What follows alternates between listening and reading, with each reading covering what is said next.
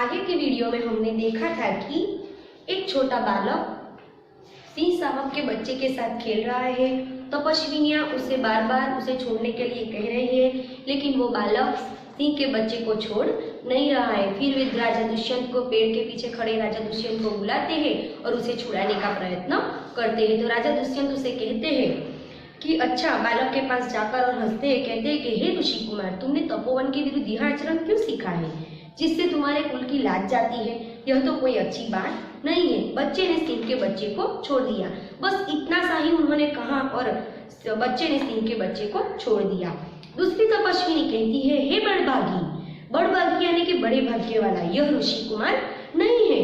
आप जानते हैं कि यह ऋषि कुमार है, लेकिन यह ऋषि कुमार नहीं है। दुष्यंत कहते हैं, सत्य है, उसके काम ही ऐसे साहस के हैं। उसे देख के ऐसे नहीं लगता कि वह ऋषि कुमार है, लेकिन तपोवन में रहते देखा तो मैंने ऋषि कुमार सोच लिया। यह ऋषि कुमार नहीं जान पड़ता, परंतु मैंने तपोवन में वास देख इसे ऋषि पुत्र जाना था, लेकिन इस बच्चे को तपोवन में रहते देखा तो मैंने ऋषि पुत्र जान लिया। बच्चे की हथेली को अपने हाथ में लेकर स्वयं से बच्चे की हथेली को हाथ में लेते हैं और स्वयं से यानी कि मन में सोचते हैं, हाँ, जब इसका हाथ छूने से मुझे इतना सुख हुआ है तो जिस बड़भागी का यह बेटा है, वो सोचते हैं कि इसका हाथ छूने से मुझे इतना सुख होता है तो जिस बड़भागी का यानी कि जिस बड़े भाग्य वाले का यह बेटा है, उसे कितना हर्ष होता होगा, उसे कितना आनंद आता होगा। अब दूसरी तपस्विनी दोनों की ओर देखकर बालक की ओर देखती है और राजा दुष्यंत की ओर देखती है। बड़े अचंभे की बात है, अचंभा यानी कि आश्चर्य, बड़े आश्चर्य की बात है। दुष्यंत कहते हैं, तुम्हें क्यों अचंभा हुआ, तुम्हें आश्चर्य क्यों हुआ? दूसरी तपस्विनी कहती है, इसलिए हुआ कि इस बालक की और तुम्हारी सूरत बहुत मिलती है, इसीलिए आश्चर्य हुआ कि इस बालक की और आपकी सूरत बिल्कुल मिलती है और तुम्हें जाने बिना भी इसने तुम्हारी बात मान ली। और बच्चा नहीं आपको जानता है, फिर भी उसने इतनी आसानी से आपकी बात मान ली, इसीलिए मुझे आश्चर्य हुआ। दुष्यंत बच्चे को गोद में उठा लेता है। हे तपस्विनी, जो यह ऋषि कुमार नहीं है तो किस वंश का है? यह ऋषि कुमार नहीं है तो यह किस वंश का है? दूसरी तपस्विनी कहती है, यह पुरुवंशी है, यह पुरुवंश का है। दुष्यंत स्वयं से मन में ही सोच रहा है, इसीलिए इसकी सूरत मुझसे मिलती है, यह पुरुवंशी है, इसीलिए मेरे जैसा दिखता है। बच्चे को गोद से उतारकर पुरुवंशियों में यह रीति तो निश्चित है। दुष्यंत तपस्विनियों से कहता है कि पुरुवंशियों में यह रीति तो निश्चित है कि युवावस्था में वे महलों में रहकर पृथ्वी की रक्षा और पालन करते हैं। पुरुवंशी जो राजा होते हैं उनकी रीति है कि जब वह युवान होते हैं तब वो महल में रहते हैं, पृथ्वी की रक्षा और प्रजा पालन करते हैं, लेकिन जब वह वृद्ध हो जाते हैं, वृद्धावस्था आने पर वन में जितेंद्रिय तपस्वियों के आश्रम में, जितेंद्रिय यानी कि जिन लोगों ने अपनी सभी इंद्रियों को जीत लिया है, वैसे तपस्वियों के आश्रम में वृक्षों के नीचे कुटी बनाकर रहते हैं। पहले जब युवान होते हैं तब महलों में रहकर उसका राज कार्य करते हैं, फिर वृद्ध हो जाने पर जो जितेंद्रिय ऋषि होते हैं उसके आश्रम में वन में कुटी बनाकर वहां रहने लगते हैं। देवता जैसी शक्ति वाला यह निडर और असाधारण बालक मनुष्य का पुत्र भला किस प्रकार होता होगा? मन में सोच रहे हैं कि देवता जैसी शक्ति वाला यह बालक कोई असाधारण व्यक्ति का पुत्र नहीं होगा। दूसरी तपस्विनी कहती है, हे परदेसी यानी कि दूसरे देश का, तेरा यह संदेह तब मिट जाएगा, तेरे मन में जो संदेह यानी कि जो शंका है वो मिट जाएगा जब तू जान लेगा कि इस बालक की माँ मेनका नामक एक अप्सरा की बेटी है। जब तू जान लेगा कि इस बालक की माँ मेनका जो अप्सरा है उसकी मेनका नाम की अप्सरा की बेटी है, उसी के प्रताप से इसका जन्म देव पितर के इस तपोवन में हुआ और इसी कारण इसका जन्म इस देवों यानी कि पूर्वजों के आश्रम में उसका जन्म हुआ। दुष्यंत मन में ही सोच रहा है, यह तो बड़े आनंद की बात बताई। दुष्यंत मन में खुश हो जाता है और कहता है कि यह तो बड़े आनंद की बात थी, इससे कुछ और आशा बढ़ी। इसकी माता किस राजर्षि की पत्नी है? अब दुष्यंत से रहा नहीं जाता और दुष्यंत को ऐसा लगता है कि यह कहानी हूबहू मेरे जैसी ही लगती है। अब राजा दुष्यंत आगे और जानने की कोशिश करते हैं। वो सोचते हैं कि इसकी माता किस राजा की पत्नी होगी। दूसरी तपस्विनी और राजा दुष्यंत पूछते हैं कि इसकी माता किस राजा की पत्नी है। दूसरी तपस्विनी उसे बताती है, जिस राजा ने अपनी विवाहिता स्त्री को राजा ने अपनी विवाहिता परिणीत स्त्री को बिना अपराध छोड़ दिया, कोई भी अपराध नहीं किया, फिर भी उसे छोड़ दिया, उसका नाम मैं न लूंगी। तपस्विनी भी राजा को कह देती है कि ऐसे राजा का नाम मैं न लूंगी। दुष्यंत स्वयं से मन में सोच रहा है, यह कथा तो मुझ पर ही लगती है। अब दुष्यंत को पता चल जाता है कि यह कहानी तो हुबहू मुझ पर ही लगती है।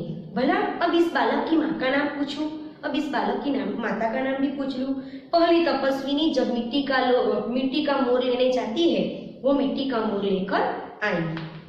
पहली तपस्विनी है सर्वदमन, यह शकुंत लावण्य देख। शकुंत लावण्य, शकुंत एक खिलौने का नाम है, शकुंत यानी कि मोर और लावण्य यानी कि सौंदर्य।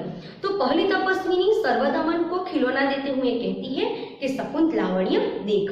बालक बड़े चाव से, बड़ी इच्छा से देखकर कहता है, कहाँ है शकुंतला मेरी माता। बालक की माता का नाम है शकुंतला, लेकिन शकुंत लावण्य सुना तो उसे ऐसा लगा कि मेरी माता यहाँ पे आ गई। कहाँ है मेरी माता। दूसरी तपस्विनी हंसती है और कहती है, यहाँ तेरी माता नहीं है, तुम इस नाम से धोखा खा गए सर्वदमन, तुमने ये नाम सुनकर धोखा खा लिया। मैंने तो कहा था कि मिट्टी के मोर को देख, शकुंत लावण्य यानी कि मिट्टी का मोर का सौंदर्य। मैंने तो तुझे ऐसा कहा कि मिट्टी के मोर को देख। दुष्यंत स्वयं से यानी मन ही मन, इसकी माँ मेरी ही प्यारी शकुंतला है, किसी से कहता नहीं है, लेकिन मन ही मन सोचता है कि यह मेरी ही प्यारी शकुंतला है, या इस नाम की कोई दूसरी स्त्री होगी।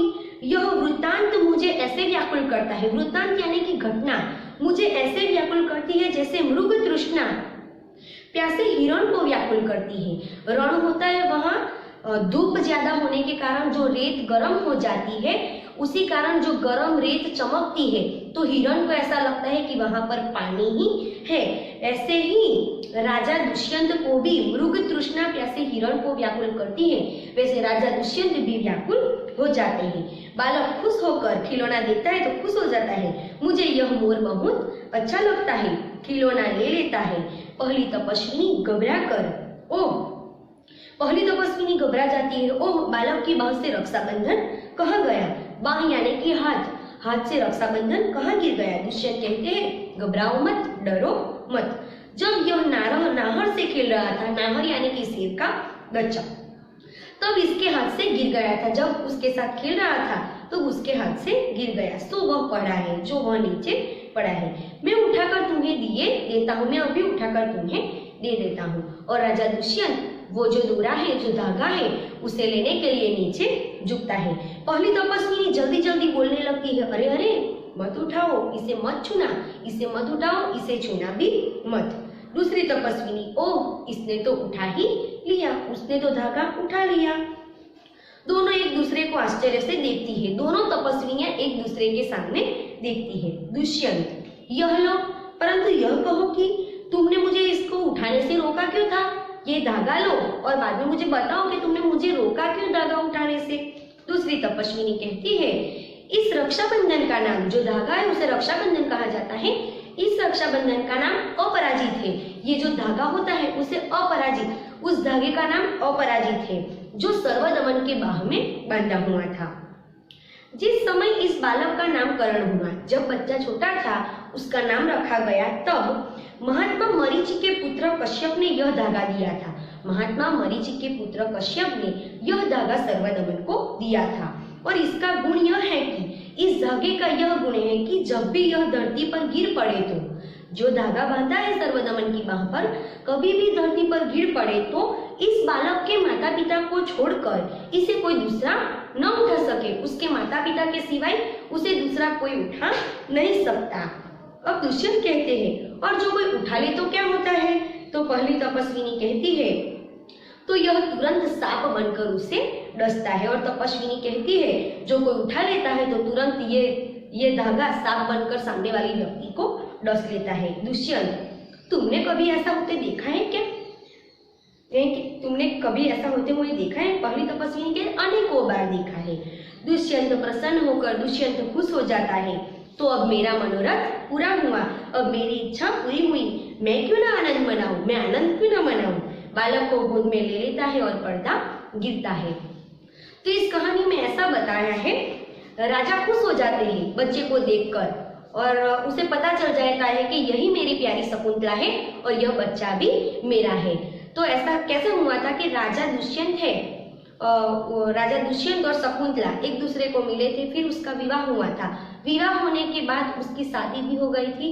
फिर एक दिन वन के अंदर, तपोवन में, जब शकुंतला बैठी थी और राजा के विचारों के, राजा के बारे में सोच रही थी, तब उसके मन में पूरी अंदर चली गई थी, राजा के बारे में इतना सोच रही थी कि घर के बाहर दुर्वासा ऋषि खड़े थे और बार बार आवाज लगा रहे थे कि भिक्षाम देहि भिक्षाम देहि। लेकिन शकुंतला ने ऐसा सुना नहीं, तो दुर्वासा ऋषि ने उसे शाप दे दिया कि जिसके बारे में तू सोच रही है वो तुझे एक दिन भूल जाएगा।